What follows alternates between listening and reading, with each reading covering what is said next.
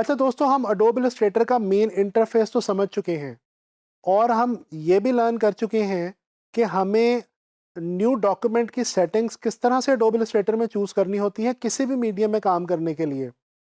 अब हम जिस चीज़ की तरफ बढ़ने लगे हैं वो ये है कि सॉफ्टवेयर ओपन होने के बाद, न्यू डॉक्यूमेंट चूज़ करने के बाद, हम अपने सॉफ्टवेयर के अंदर नेविगेट किस तरह से करेंगे, यानी हम अपने सॉफ्टवेयर में मूव किस तरह से करेंगे। तो चलें आए चलते हैं एडोब इलस्ट्रेटर की तरफ। अच्छा, ये तो चलें दोस्तों, एडोब इलस्ट्रेटर स्टार्ट करते हैं, ओपन करते हैं इलस्ट्रेटर को और नेविगेशन सीखने की कोशिश करते हैं एडोब इलस्ट्रेटर में। ले जी, हमारा एडोब इलस्ट्रेटर ओपन हो चुका है। हम न्यू डॉक्यूमेंट लेते हैं। अच्छा, अब मैं वैसे ही प्रिंट मीडियम का एक स्टैंडर्ड डॉक्यूमेंट जो है वो A4 साइज़ का चूज़ कर लेता हूँ और ये स्टैंडर्ड सेटिंग्स मैंने जो है वो डॉक्यूमेंट की सेट कर रखी हैं ऑलरेडी, ताकि मैं आप लोगों को आगे समझा सकूं। क्रिएट पे हमने क्लिक किया और ये अब हमारे पास इलस्ट्रेटर जो है वो ओपन हो चुका है। अच्छा दोस्तों, ये अडोब इलस्ट्रेटर का इंटरफेस तो मैं आपको पहले भी समझा चुका हूँ। अब इस वक्त जो हमने चीज़ यहाँ पे सीखनी है वो ये है कि हमने इस सॉफ्टवेयर के बीच में मूव किस तरह से करना है।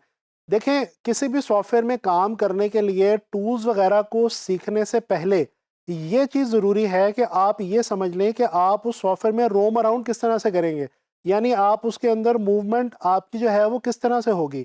जिस तरह से किसी भी जगह पे आप एक जगह से दूसरी जगह जाने के लिए आपको किसी रोड को का सहारा लेना पड़ता है, आपको नेविगेशन का सहारा लेना पड़ता है।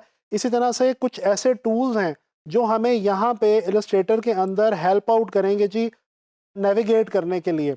तो चलें, मैं आपको वो 2-3 टूल्स ज़रा जल्दी से बताता हूँ और ताकि आप लोग फिर इलस्ट्रेटर में नेविगेट करना सीख जाएँ।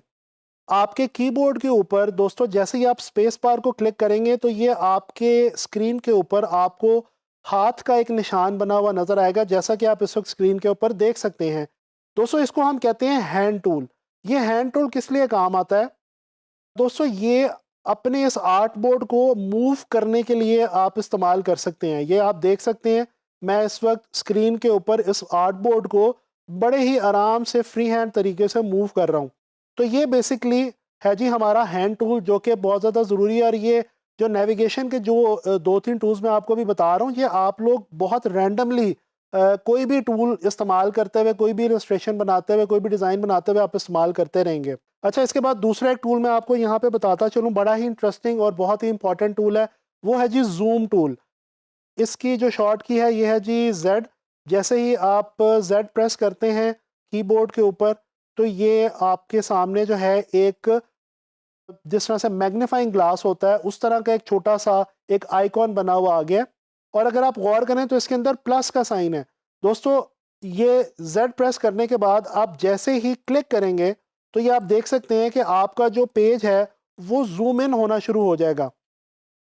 अच्छा, अगर इसी टूल के अंदर रहते हुए आप ऑल्ट की जो है वो कीबोर्ड के ऊपर प्रेस करेंगे, उसके बाद जब आप माउस के साथ क्लिक करेंगे तो ये देखें, आप देख सकते हैं कि आपका जो पेज है वो जूम आउट होना शुरू हो गया। आपका जो आर्ट बोर्ड है वो जूम आउट हो रहा है।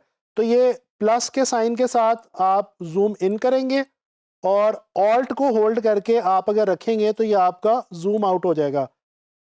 और इस तरह से आप हैंड टूल के साथ इसको वापस कहीं पे भी लेके आ सकते हैं। अच्छा, मैं आपको एक और बताता चलूँ मज़े की बात कि यहाँ पे जो लेफ़्ट बॉटम है आपके इलस्ट्रेटर सॉफ्टवेयर का, यहाँ पे आपके पास ये ज़ूम की ऑप्शन दी गई है परसेंटेज की सूरत में। यहाँ पे आप अगर देखें, मिसाल के तौर पे ये 200% पे अगर क्लिक करें तो ये देखें आपका जो पेज है वो 200% ज़ूम हो चुका है। इसी तरह से 800% और ये सो ऑन, ये काफ़ी ज़्यादा परसेंटेज है, कुछ 64,000% आप अपने पेज को ज़ूम कर सकते हैं। ये देखें जी, ये इस वक्त मैक्सिमम कैपेसिटी के ऊपर ज़ूम टूल के थ्रू आप अपने आर्ट बोर्ड को ज़ूम कर चुके हैं। और अगर आप गौर करें तो स्क्रीन के ऊपर आप देख सकते हैं कि आपका जो ज़ूम टूल है उसके अंदर से कोई साइन इस वक्त मौजूद नहीं है, उसके अंदर से तमाम साइन ख़त्म हो गए हैं और वो ब्लैंक हो गया। ये ब्लैंक होने का मतलब है कि आप इस वक्त अपनी फुल ज़ूम जितना हो सकता है उतना आप अपने सॉफ्टवेयर में कर चुके हैं। इसी तरह से आप यहाँ पे अगर वापस आएँ तो ये आपके पास ऑप्शन है जी 100% की। 100% जब आप इसको ज़ूम करेंगे तो ये वापस स्टैंडर्ड जो आपका पूरा आर्ट बोर्ड है आपको आपके स्क्रीन के ऊपर नज़र आ जाएगा। इसी तरह से आपके पास एक ऑप्शन है फिट ऑन स्क्रीन। ये देखें जैसे ही आप फिट ऑन स्क्रीन करते हैं तो ये आर्ट बोर्ड आपका पूरा पूरा आपकी स्क्रीन के ऊपर फिट हो चुका है। अच्छा दोस्तों, अभी हमने जूम टूल के थ्रू डॉक्यूमेंट को जूम इन करना, जूम आउट करना सीखा, और उसके अलावा हमने हैंड टूल के थ्रू अपने आर्ट बोर्ड को जो है वो हैंडल करना सीखा कि हम उसको मूव किस तरह से कर सकते हैं, उसको नेविगेट किस तरह से कर सकते हैं।